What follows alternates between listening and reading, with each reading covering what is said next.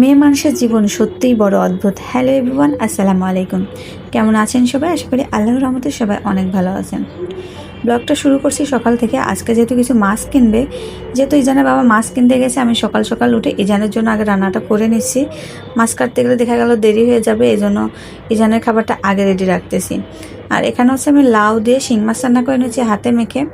ইজানের বয়স যেহেতু মাত্র 14 মাস, আর ওর খাবারটা আমি হাতে মেখে রান্না করার চেষ্টা করি। খুব কম কষায় রান্না করি, বেশিরভাগ সময় হাতে মেখে রান্না করার চেষ্টা করি। এদিকে দেখেন আমার বাবাটা কি করতেছে। সবাই দোয়া করবেন আমার বাবাটার জন্য, আর সবাই কিন্তু মাশাআল্লাহ বলবেন। মেয়েদের জীবন সত্যি বড় অদ্ভুত। এক পরিবারের জীবন শুরু হয় আর অন্য পরিবারে যে শেষ হয়।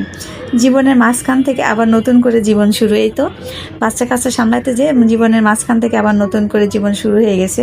সবাইকে বুঝতে বুঝতে জীবনের শেষ প্রান্তে এসে দাঁড়ায়, নিজেকে বোঝানোর সময়টাই হয় না।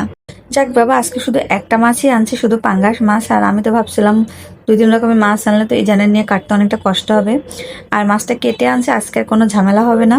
মাছগুলো আমি এখন দিয়ে উঠাই রাখবো। আর আমার ছোট্ট ব্লগটা যদি আপনাদের ভালো লাগে তাহলে প্লিজ আমার চ্যানেলটা সাবস্ক্রাইব করে আমার পাশে থাকবেন। আর আজকের মতন এখানেই বিদায় নিচ্ছি। আল্লাহ হাফেজ, আসসালামু আলাইকুম।